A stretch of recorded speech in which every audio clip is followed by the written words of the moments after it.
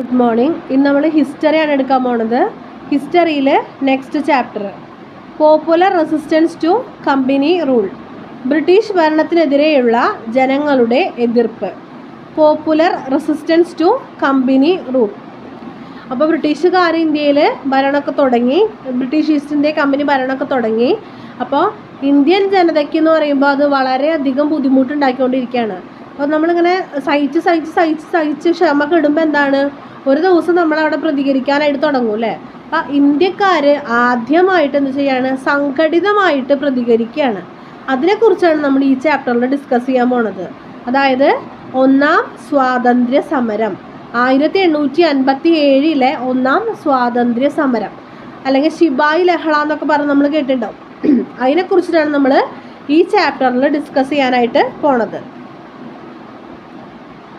അപ്പോൾ 1857 ആ ശിപായി ലഹള അല്ലെങ്കിൽ എന്താണ്, ആ വിപ്ലവത്തിൻ്റെ നേച്ചർ എങ്ങനെയായിരുന്നു എന്ന് നമുക്ക് നോക്കാം. അപ്പം ഇതിനെ പലതരത്തിലാണ് പറയുന്നത്. 1857 ഈ വിപ്ലവത്തിനെ പലതരത്തിലാണ് പറയുന്നത്.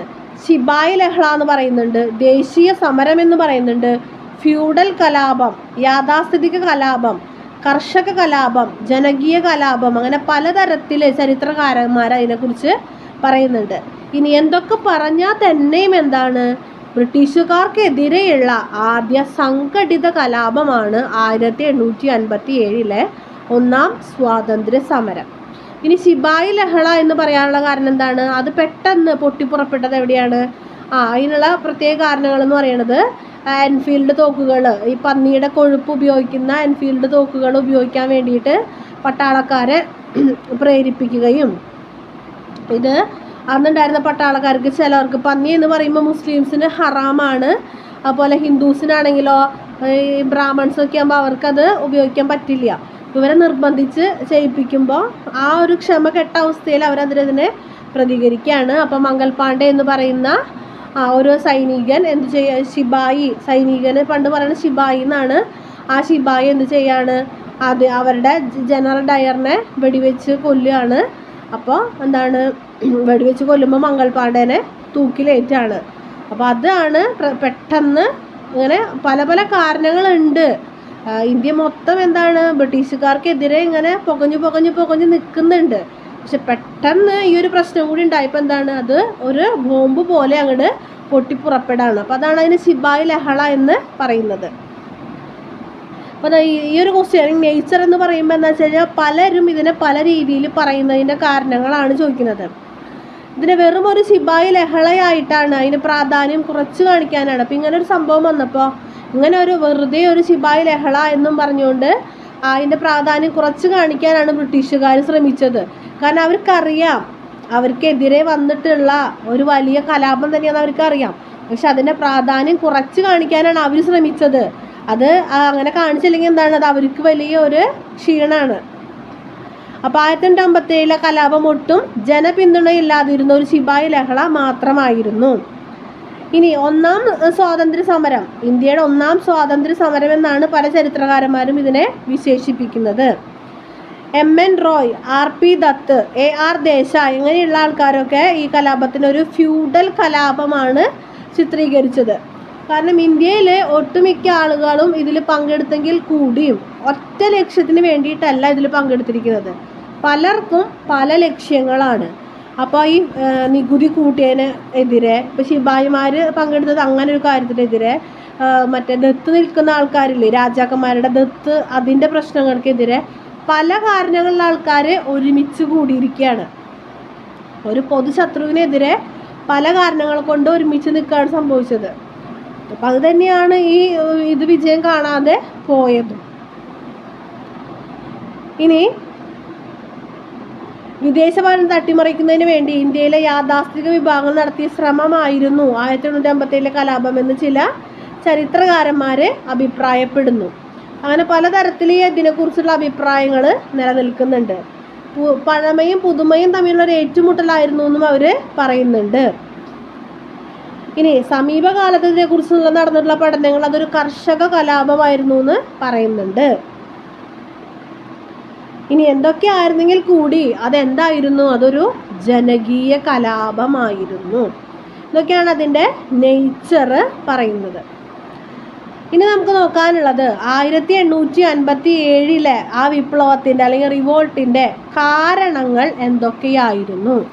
അതിൻ്റെ കാരണങ്ങൾ എന്തൊക്കെയായിരുന്നു? പല കാരണങ്ങളുണ്ട്. ഞാൻ പറഞ്ഞു പുകഞ്ഞു നിൽക്കുമായിരുന്നു. അപ്പം പെട്ടെന്ന് എന്താണ്, ഞാൻ നേരത്തെ പറഞ്ഞ ഒരു പ്രശ്നം ഒരു ബോംബായിട്ട് പൊട്ടി. അപ്പം എന്തൊക്കെയായിരുന്നു അതിൻ്റെ കാരണങ്ങൾ? അതിലൊന്നാമത്തെ എന്താണ്? സാമ്പത്തിക കാരണങ്ങൾ. ബ്രിട്ടീഷുകാരുടെ സാമ്പത്തിക ചൂഷണമാണ് പ്രധാന കാരണം. പലതരത്തിലുള്ള നികുതിയും ഒക്കെ ആയിട്ട് ആൾക്കാരിങ്ങനെ പൊറുതിമുട്ടിക്കൊണ്ടിരിക്കുകയായിരുന്നു. രണ്ടാമത്തത് രാഷ്ട്രീയ കാരണങ്ങൾ. രാഷ്ട്രീയ കാരണങ്ങൾ പെടുന്നത് നാട്ടുരാജ്യങ്ങളൊക്കെ പിടിച്ചെടുക്കാൻ വേണ്ടിയിട്ട് ബ്രിട്ടീഷുകാർ പലതരത്തിലുള്ള തന്ത്രങ്ങൾ മെനയായിരുന്നു. ദത്തവകാശ നിരോധനം എന്നൊക്കെ പറഞ്ഞിട്ട്, അതായത് അടുത്ത തലമുറകൾ അല്ലെങ്കിൽ പിന്തുടർച്ചാവകാശികൾ ഇല്ല എങ്കിൽ ദത്തെടുക്കാൻ പാടില്ല, എന്ത് വേണം, ആ നാട്ടുരാജ്യം ഈസ്റ്റ് ഇന്ത്യ കമ്പനിയോട് കൂട്ടിച്ചേർക്കണം. അങ്ങനെയൊക്കെയുള്ള പ്രശ്നങ്ങൾ വന്നപ്പോൾ ഇവർ ആകെ എന്താണ്, ആകെ പ്രശ്നത്തിലായോണ്ടിരിക്കുകയായിരുന്നു. അപ്പം അതൊരു കാരണമാണ്. മറ്റേതെന്താണ്? സാമ്പത്തിക ചൂഷണങ്ങൾ വേറൊരു കാരണമാണ്. ഇനി സാമൂഹ്യ സാംസ്കാരിക കാരണങ്ങൾ. സാമൂഹ്യ സാംസ്കാരിക കാരണങ്ങൾ എന്ന് പറയുമ്പോൾ ഇവർ വംശീയമായിട്ട് ഒരു വെളുത്ത ആൾക്കാരാണല്ലോ. അപ്പോൾ വെള്ളക്കാരെന്ന് പറയുമ്പോൾ എന്താണ്, നമ്മൾ ഒരു ആഫ്രിക്കൻ അങ്ങനെയുള്ള ഒരു ലെവലിലാണ് അവർ കാണുന്നത്. നീഗ്രോ എന്നുള്ള രീതിയിലാണ്. നമ്മുടെ ഗാന്ധിജീനെയൊക്കെ തീവണ്ടീനെ ഇറക്കി വിട്ടുള്ള സംഭവമൊക്കെ നമുക്കറിയാമല്ലോ, ദക്ഷിണാഫ്രിക്കയിൽ വെച്ചിട്ട്. അപ്പോൾ ഇവരെന്താണ്, നമ്മൾ ആ ഒരു വംശീയമായിട്ടുള്ള ഒരു പ്രശ്നമുള്ളത് കൊണ്ട് നമ്മളൊരു അവജ്ഞയോട് കൂടിയിട്ടാണ് അവർ കാണുന്നത്. അപ്പോൾ അതിൻ്റെ പേരിൽ അല്ലെങ്കിൽ മതത്തിൻ്റെയൊക്കെ പേരിൽ നമ്മൾ പലതരത്തിൽ ഇവരെന്താണ് നമ്മളെ വളരെ ഇങ്ങനെ താഴ്ത്തിക്കെട്ടിയൊക്കെ നിൽക്കുമായിരുന്നു. അത് മാത്രമല്ല, അതിൻ്റെ പേരിൽ ഈ ബ്രിട്ടീഷ് ഗവൺമെൻറ് നടപ്പിലാക്കുന്ന പല നിയമങ്ങളും കാര്യങ്ങളൊക്കെ നമുക്ക് അങ്ങോട്ട് അംഗീകരിക്കാൻ പറ്റാത്തതായിരുന്നു. ഇനി അടുത്തതാണ് സൈനിക കാരണങ്ങൾ. ഇപ്പോൾ ഈ സൈനിക കാരണങ്ങളാണ് ഞാൻ ഈ പറഞ്ഞത്. എന്താണ്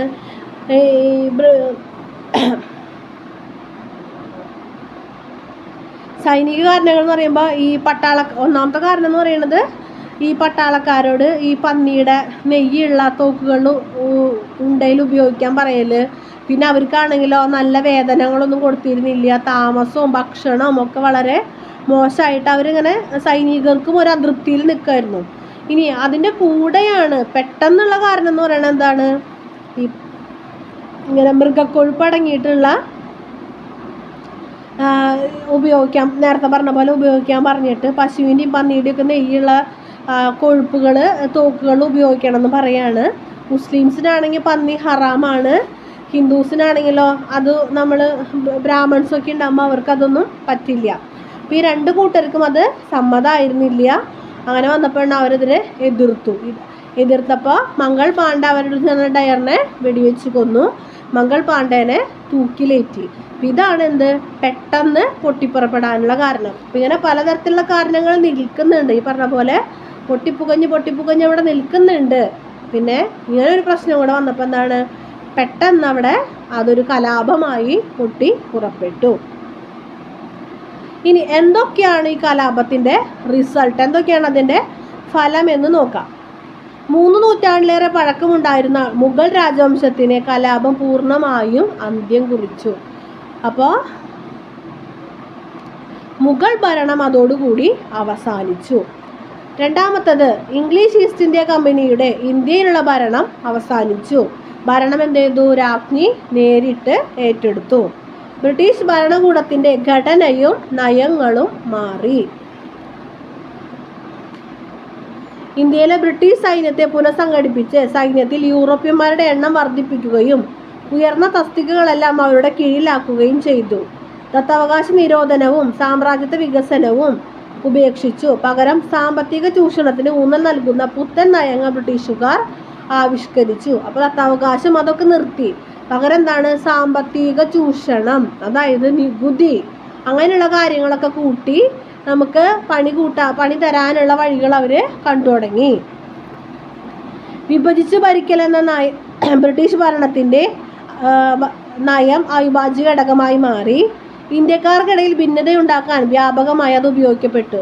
ഭിന്നിപ്പിച്ച് ഭരിക്കുക, ബംഗാൾ വിഭജനം 1905 അവർക്ക് മനസ്സിലായ എന്തായി, ഇവർക്ക് ഏറ്റവും കൂടുതൽ മനസ്സിലായിട്ടുള്ള ഒരു കാര്യം എന്ന് പറയുന്നത് ഇന്ത്യ എന്ന് പറയുമ്പോൾ അവിടെയുള്ള മുസ്ലിംസും ഹിന്ദുസും ഒക്കെ എന്താണ് ഒറ്റക്കെട്ടാന്ന് ഇവർക്ക് മനസ്സിലാക്കി കൊടുക്കാനായിട്ട് ഈ കലാപത്തിന് സാധിച്ചു. അതാണ് അതിൻ്റെ ഏറ്റവും വലിയ പ്രത്യേകത. അപ്പോൾ അവർക്ക് മനസ്സിലായ എന്താണ്, ഈ ഒരു കണക്ഷൻ പിരിക്കണം, എന്നാലാണ് ഇന്ത്യനെ ശരിയാക്കാൻ പറ്റുള്ളൂ എന്ന് അവർക്ക് മനസ്സിലായിട്ട് ഈ ഒരു കലാപത്തിന് ശേഷം അവർ ഊന്നൽ കൊടുത്തിട്ടുള്ള ഒരു വലിയ നയമാണ് എന്ത്, ഭിന്നിപ്പിച്ച് ഭരിക്കുക. കലാപശേഷം സാമൂഹ്യ പരിഷ്കാരങ്ങളോട് ബ്രിട്ടീഷുകാർ വിമുഖത പ്രകടിപ്പിച്ചു. പലപ്പോഴും അവർ യാഥാസ്ഥിതികരുടെ പക്ഷം ചേർന്നു. അപ്പോൾ അവരെന്താണ്, വലിയ പരിഷ്കാരങ്ങളൊന്നും നമുക്ക് തന്നില്ല, കാരണം മനസ്സിലായി കാര്യങ്ങൾ. കലാപം ഹിന്ദു മുസ്ലിം ഐക്യത്തിൽ വിള്ളലുകൾ ഉണ്ടാക്കി. ആധുനിക ദേശീയ പ്രസ്ഥാനത്തിൻ്റെ ഉത്ഭവത്തിന് കലാപം വഴി തെളിച്ചു. അപ്പോൾ ഇതൊക്കെയാണ് എന്ത്, കലാപത്തിൻ്റെ റിസൾട്ട്. അപ്പോൾ ഇത് ഒന്നാമത്തെ കാര്യം എന്ന് പറയുന്നത്, കലാപം വിജയം കണ്ടില്ല, ബ്രിട്ടീഷുകാർ അതിനെ അടിച്ചമർത്തി. ബഹദൂർ ഷാ രണ്ടാമനോട് കൂടിയിട്ട് എന്ത് സംഭവിച്ചു, മുഗൾ ഭരണം അവസാനിച്ചു. പിന്നെ ഇതൊക്കെയാണ് അതിൻ്റെ കാരണങ്ങൾ. ബ്രിട്ടീഷുകാർക്ക് മനസ്സിലായി ഇന്ത്യ എന്ന് പറയുന്നത് ഒരു സംഘടിത ശക്തിയാണ്, ഹിന്ദു മുസ്ലിം ഐക്യമുണ്ട്, ആ ഐക്യം തകർക്കുക എന്നുള്ള പരിപാടികളാണ് പിന്നീട് അവർ ആവിഷ്കരിച്ചത്. ഇനി നമുക്ക് നോക്കാനുള്ളത് എന്തൊക്കെയായിരുന്നു അതിൻ്റെ പരാജയ കാരണങ്ങൾ. ഒന്നാം സ്വാതന്ത്ര്യ സമരം എന്ന് പറയുന്നത് വമ്പൻ പരാജയമായിരുന്നു. അതിൻ്റെ പരാജയ കാരണങ്ങൾ എന്തൊക്കെയായിരുന്നു നോക്കാം. കലാപത്തിൻ്റെ ആദ്യഘട്ടത്തിൽ നമുക്ക് ബ്രിട്ടീഷുകാരെ തോൽപ്പിക്കാനും നിരവധി പട്ടണങ്ങളൊക്കെ പിടിച്ചെടുക്കാനൊക്കെ കഴിഞ്ഞു. പക്ഷേ എന്താണ്, കുറച്ച് കഴിഞ്ഞപ്പോഴേക്കും നമ്മളെക്കാളും ശക്തരായിരുന്നു ബ്രിട്ടീഷുകാർ. അവരുടെ പ്രത്യാക്രമണങ്ങൾക്ക് മുന്നിൽ നമുക്ക് പിടിച്ചു നിൽക്കാനായിട്ട് കഴിഞ്ഞില്ല. 1858 അവസാനമായപ്പോഴേക്കും എന്താണ്, കലാപം പൂർണ്ണമായിട്ടും ബ്രിട്ടീഷുകാർ അടിച്ചമർത്തി. അതിൻ്റെ കാരണങ്ങൾ എന്തൊക്കെയായിരുന്നു വെച്ച് കഴിഞ്ഞാൽ, സംഘാടനത്തിൻ്റെയും ആസൂത്രണത്തിൻ്റെയും കുറവ്, പരിശീലനം ലഭിച്ച നേതാക്കന്മാരുടെ കുറവ്, വലിയ ജമീന്ദാന്മാരും പണമിടപാടുകാരും വ്യവസായികളും ഇതിൽ നിന്ന് പിന്മാറി. ബ്രിട്ടീഷ് സേനയുടെ പരിശീലനം നേടിയ നേതൃത്വത്തിനെതിരെ പിടിച്ചു നിൽക്കാൻ ഇന്ത്യക്കാർക്കായില്ല. അവരെന്ന് പറയുന്നത് എന്താണ്, അവർ നല്ല പണി അറിയാവുന്ന ആൾക്കാരായിരുന്നു. നമുക്കാണെങ്കിലോ നമ്മളങ്ങനെ അത്രയും എഫക്റ്റീവായിട്ടുള്ള ആൾക്കാരൊന്നും ഉണ്ടായിരുന്നില്ല. ബ്രിട്ടീഷ് സേനയുടെ ആധുനിക ഗതാഗതവും സാങ്കേതിക വിദ്യയും ഇന്ത്യക്കാർക്ക് ഉണ്ടായിരുന്നില്ല. ഇതൊക്കെയാണ് നമ്മളിവിടെ തോറ്റുപോകാനായിട്ടുള്ള കാരണമെന്ന് പറയുന്നത്. പക്ഷേ തോറ്റുപോയെങ്കിൽ കൂടി എന്താണ്, ബ്രിട്ടീഷുകാർക്ക് ചില കാര്യങ്ങൾ മനസ്സിലാക്കി കൊടുക്കാനായിട്ട് ആ കലാപത്തിന് സാധിച്ചു. അതുകൊണ്ടാണ് അവർ പിന്നീട് അവരുടെ തന്ത്രങ്ങൾ നയങ്ങളൊക്കെ മാറ്റി അടവ് മാറ്റാനായിട്ട് തുടങ്ങിയത്. അപ്പോൾ ഇനി നമുക്ക് നോക്കാനുള്ളത്, അപ്പോൾ ഇതൊക്കെയാണ് ഒന്നാം സ്വാതന്ത്ര്യ സമരത്തെക്കുറിച്ച് പറയാനുള്ളത്. അപ്പോൾ എന്താണ് കാര്യങ്ങൾ, എന്തൊക്കെയാണ് അതിൻ്റെ കാരണങ്ങൾ, പിന്നെ എങ്ങനെയാണ് അത് അടിച്ചമർത്തപ്പെട്ടത്, അടിച്ചമർത്താനുള്ള കാരണങ്ങൾ എന്തൊക്കെയായിരുന്നു, പരാജയത്തിൻ്റെ കാരണങ്ങൾ എന്തൊക്കെയായിരുന്നു, അതൊക്കെ നോക്കാം. ഒന്നാം സ്വാതന്ത്ര്യ സമരം എന്ന് പറഞ്ഞുകൊണ്ട് തന്നെ വലിയ മാർക്കിന് ക്വസ്റ്റ്യനായിട്ട് ചോദിക്കാം, അല്ലെങ്കിൽ സെപ്പറേറ്റ് എന്തൊക്കെയാണ് കാരണങ്ങൾ അല്ലെങ്കിൽ പരാജയത്തിനുള്ള കാരണങ്ങൾ എന്നൊക്കെ പറഞ്ഞ് ചെറിയ മാർക്കിനായിട്ടും എടുത്തെടുത്ത് ചോദിക്കാവുന്നതാണ്. ഇതിൻ്റെ നേതാക്കന്മാരായിരുന്നു എന്നൊക്കെ ചോദിക്കാം കേട്ടോ. റാണി ലക്ഷ്മിബായി, താന്തിയ തോപ്പി, നാനാ സാഹിബ്, ബഹദൂർ ഷാ രണ്ടാമൻ, ബീഗം ഹസ്രത്ത് മഹൽ, കൻവർ സിംഗ്, മൗലവി അഹമ്മദുള്ള, ഹേമന്ത് ബക്തുവാൻ, ഇതൊക്കെ എന്താണ്, ഭക്തുഖാൻ, ഇതൊക്കെ എന്താണ് ഇതിൻ്റെ പ്രധാന നേതാക്കന്മാരായിരുന്നു. ഇനി ഇതുപോലുള്ള ജനകീയ പ്രക്ഷോഭങ്ങളെക്കുറിച്ച്, ബ്രിട്ടീഷുകാർക്കെതിരെയുള്ള ഇതുപോലത്തെ ജനകീയ പ്രക്ഷോഭങ്ങളെക്കുറിച്ചാണ് നമ്മൾ നോക്കാനുള്ളത്. അപ്പോൾ ഇതിൽ വരാവുന്ന എങ്ങനെയാണെന്ന് വെച്ച് കഴിഞ്ഞാൽ ഓരോ പ്രക്ഷോഭങ്ങളെക്കുറിച്ചും 2 മാർക്കൊക്കെ ആയിട്ട് സെപ്പറേറ്റ് എടുത്ത് ചോദിക്കാം. അപ്പോൾ സന്യാസി ലഹള, റൈറ്റ് എ നോട്ട് അബൌട്ട് സന്യാസി ലഹള, സന്യാസി റിബല്ലിയൻ, അല്ലെങ്കിൽ എന്താണ് സന്താൾ റിബല്ലിയൻ എന്നൊക്കെ പറഞ്ഞെടുത്ത് ചോദിക്കാം. അല്ലെങ്കിൽ ചിലപ്പോൾ മേ ബി ഒക്കെ ചോദിക്കാം, എന്താണ് വലിയ മാർക്കിന് മൊത്തം എടുത്ത് ചോദിക്കാവുന്നതാണ്. പക്ഷെ അത് വളരെ ഏറെയായിട്ട് ചോദിക്കാവുന്നുള്ളൂ. ഈ 2 മാർക്കിനൊക്കെ സെപ്പറേറ്റ് ഓരോന്നിനെടുത്ത് ചോദിക്കാവുന്നതാണ്. അപ്പോൾ അതിലൊന്നാമത്തത് സന്യാസി ലഹള, സന്യാസി റബല്ലിയൻ. അപ്പോൾ സന്യാസി റബല്ലിയൻ നടക്കുന്നത് ബംഗാളിലാണ്. അപ്പോൾ പ്ലാസി യുദ്ധത്തോട് കൂടിയിട്ട് ബംഗാളിൽ ബ്രിട്ടീഷുകാർ ആധിപത്യം സ്ഥാപിക്കുകയാണ്. അപ്പോൾ അവരവിടെ പോയിട്ട് അവിടെയുള്ള കർഷകർക്കൊക്കെ നികുതിയൊക്കെ കൂട്ടിയിട്ട് പണി കൊടുത്തുകൊണ്ടിരിക്കുകയാണ്. അതിൻ്റെ കൂടെ സന്യാസിമാരെയും കൂടി അവർ ആക്രമിക്കാൻ തുടങ്ങുകയാണ്. അതെങ്ങനെയാണെന്ന് വെച്ച് കഴിഞ്ഞാൽ പുണ്യസ്ഥലങ്ങൾ സന്ദർശിക്കാൻ വേണ്ടിയിട്ട് എന്താണ് നികുതി വേണമെന്ന് അവർ പറയാണ്. അങ്ങനെ നികുതി വേണമെന്ന് പറയുമ്പോൾ ഇത് സന്യാസിമാരെ പ്രകോപിപ്പിച്ചു. അപ്പോൾ അവർ പണ്ടേ എന്താണ്, സന്യാസിമാർ അനീതിക്കെതിരെ പോരാടുന്നവരാണ്. അവരെന്ത് ചെയ്തു, ഈ കർഷകർക്കൊപ്പം ഇവർക്കെതിരെ പോരാടാനായിട്ട് ശ്രമിച്ചു. സന്യാസി കലാപം നടന്നത് വടക്കേ ബംഗാൾ, അസം, ബീഹാർ, രംഗംപൂർ, ധാക്ക, ഗോഗ്ര എവിടെയൊക്കെയാണ് സന്യാസി കലാപം നടന്നത്. അപ്പോൾ ഇവരെന്ത് ചെയ്തു, സന്യാസിമാരും കർഷകർക്കൊപ്പം ചേർന്നിട്ട് യുദ്ധം ചെയ്യാനായിട്ട് ആരംഭിച്ചു. ഇവർ കമ്പനിയുടെ ഫാക്ടറികളിലൊക്കെ അതിക്രമിച്ച് കടക്കുകയും ട്രഷറികൾ കൊള്ളയടിക്കുകയൊക്കെ ചെയ്തു. ഇതാണ് എന്ത്, സന്യാസി കലാപം. അതായത് പുണ്യസ്ഥലങ്ങൾ സന്ദർശിക്കണമെങ്കിൽ നികുതി കൊടുക്കണമെന്ന് ബ്രിട്ടീഷുകാർ ഉത്തരവിറക്കി. ഇതാണ് സന്യാസിമാരെ പ്രകോപിതരാക്കിയത്. ഇനി അടുത്തത് വരുന്നത് ഫക്കീർ ലഹള. അപ്പോൾ ഫക്കീർ എന്ന് പറയുന്നത് ബംഗാളിൽ അലഞ്ഞു തിരിഞ്ഞ് നടക്കുന്ന യാചകരാണ് ഫക്കീറുകൾ. അപ്പോൾ 7000 അംഗങ്ങൾ വരുന്ന ഭൂമിയില്ലാത്ത ആൾക്കാരാണ്, യാചകരാണ് ആര്, ഫക്കീറുകൾ. ഇവരെന്ത് ചെയ്തു, ഇവർ ബംഗാളിൻ്റെ വടക്ക് ഭാഗം, ബീഹാർ, അസം ഇവിടെയൊക്കെയുള്ള ഇംഗ്ലീഷ് ഫാക്ടറികൾ ആക്രമിച്ച് അവരുടെ സമ്പത്തൊക്കെ കൊള്ളയടിച്ചു. 1776 ഈ ലഹള തുടങ്ങിയത്. അധികം വൈകാതെ എന്താണ്, ബ്രിട്ടീഷുകാർ ഈ ലഹള അടിച്ചമർത്തി. ഇനി അടുത്ത് വരുന്നതാണ് എന്ത്, ഗോത്രവർഗ കലാപങ്ങൾ. ഗോത്രവർഗ കലാപങ്ങളിൽ പ്രധാനപ്പെട്ടതാണ് സന്താൾ കലാപം. സന്താൾ കലാപം നടക്കുന്നത് ബീഹാർ, ബംഗാൾ മേഖലയിലുള്ള ഗോത്രവർഗക്കാർക്കിടയിലാണ്. അപ്പോൾ ഇവരെന്താ ചെയ്യണമെന്ന് വെച്ച് കഴിഞ്ഞാൽ, ഈ ഗോത്രവർഗക്കാർ കാട്ടിൽ നിന്ന് അവർക്ക് ആവശ്യമുള്ള സാധനങ്ങൾ, കാടിന് യാതൊരു തരത്തിലുള്ള പരിക്കുമേൽപ്പിക്കാതെ തേനോ അല്ലെങ്കിൽ അവർക്കുള്ള ഭക്ഷണ സാധനങ്ങൾ എന്തെങ്കിലുമൊക്കെ ശേഖരിക്കുന്നു, വിറക് ശേഖരിക്കുന്നു. അങ്ങനെ കാടുമായിട്ട് നല്ലൊരു ബന്ധത്തിൽ കഴിഞ്ഞിരുന്ന ആൾക്കാരാണ്. ബ്രിട്ടീഷുകാർ പെട്ടെന്ന് അവർക്കിടയിലേക്ക് കയറി വന്നിട്ട് എന്താണ്, കാട്ടിൽ നിന്ന് എന്തെങ്കിലും എടുക്കണമെങ്കിൽ അതിന് നികുതി കൊടുക്കണം, അങ്ങനെ ഒരു വ്യവസ്ഥ ഉണ്ടാക്കുകയാണ്. അത് മാത്രമല്ല, അവിടെയുള്ള ജനങ്ങളെ മുഴുവനും മറ്റേ റോഡ്, റെയിൽവേ ഒക്കെ പണിയാൻ വേണ്ടിയിട്ട് അടിമകളായിട്ട് പണിക്കാരായിട്ട് കൊണ്ടുപോവാണ്. ഇതിനെതിരെ എന്താണ്, ഇവർ പ്രതിഷേധിക്കാനായിട്ട് തുടങ്ങി. ഇവരുടെ പ്രധാന നേതാക്കളായിരുന്നു സിദ്ധുവും കാനവും. ഇവർ രണ്ടുപേരും പ്രതിഷേധിക്കാനായിട്ട് തുടങ്ങി. ഇവരുടെ കീഴിൽ ആ ഗോത്രവർഗ്ഗക്കാർ മുഴുവനും സംഘടിക്കാൻ തുടങ്ങി. അപ്പോൾ അവർ ഒരുപാട് എന്താണ് പ്രതിഷേധിച്ചു. ഇവർ ജമീന്ദാർമാരെയും അങ്ങനെയുള്ള പ്രമുഖന്മാരെയൊക്കെ അവർക്കൊക്കെ എതിരെ പ്രതികരിച്ചു. അവരുടെ വീടുകളൊക്കെ കയറി കൊള്ളയടിച്ചു. അപ്പോൾ 6 മാസത്തോളം എന്താണ് ഇവർ പിടിച്ചു നിന്നു. അത് കഴിഞ്ഞപ്പോഴേക്കും എന്താണ്, ഈ സിദ്ധുവിനെയും കാനുവിനെയൊക്കെ ബ്രിട്ടീഷുകാർ വധിച്ചു. അതോടുകൂടി ആ കലാപം അടിച്ചമർത്തി. ഇനി അടുത്തത് പോളിഗാർ കലാപം. പോളിഗാർ കലാപം എന്ന് പറയുന്നത് നമ്മുടെ ഈ തെക്കേ ഇന്ത്യയിലും ഒക്കെ കാണപ്പെടുന്ന നാട്ടുരാജാക്കന്മാരാണ് പോളിഗാർ എന്നറിയപ്പെടുന്നത്. അതായത് ഫ്യൂഡൽ പ്രഭുക്കന്മാർക്ക് കീഴിൽ വരുന്ന ആൾക്കാരെയാണ് പോളിഗാർ എന്ന് പറയുന്നത്. അപ്പോൾ ഇവർക്ക് സ്വന്തമായിട്ട് സൈന്യവും ആൾക്കാരൊക്കെ ഉണ്ടായിരുന്നു. അപ്പോൾ ബ്രിട്ടീഷുകാർ ആക്രമണം വന്നപ്പോൾ എന്താണ്, ഇവരുടെ മുകളിലുള്ള ഫ്യൂഡൽ പ്രഭുക്കന്മാർ ബ്രിട്ടീഷുകാർക്ക് കീഴടങ്ങി. പക്ഷേ ഇവർ ബ്രിട്ടീഷുകാർക്ക് കീഴടങ്ങാനായിട്ട്, പോളിഗാർമാർ ബ്രിട്ടീഷുകാർക്ക് കീഴടങ്ങാനായിട്ട് തയ്യാറായില്ല. ഇവരെന്താണ്, ബ്രിട്ടീഷുകാർക്കെതിരെ സംഘടിക്കാൻ തുടങ്ങി. ഇവരുടെ പ്രധാനികളാണ് വീരപാണ്ഡ്യ കട്ടബൊമ്മനും മരുത് കട്ടബൊമ്മനാണ്. മരുത് പാണ്ഡ്യനും, വീരപാണ്ഡ്യ കട്ടബൊമ്മനും മരുത് പാണ്ഡ്യനാണ് ഇതിൻ്റെ നേതാക്കന്മാരായിരുന്നത്.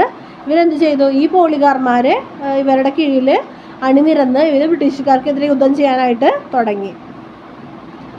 ഇതും ഈ പറഞ്ഞ പോലെ തന്നെ എന്തായിരുന്നു, കുറേ കഴിഞ്ഞപ്പോൾ ബ്രിട്ടീഷുകാർ അടിച്ചമർത്തി. ഇതൊക്കെയാണ് എന്ത്, ബ്രിട്ടീഷിൻ്റെ ജനകീയ കലാപം, ബ്രിട്ടീഷുകാർക്കെതിരെയുള്ള ജനകീയ കലാപങ്ങളായിരുന്നത്.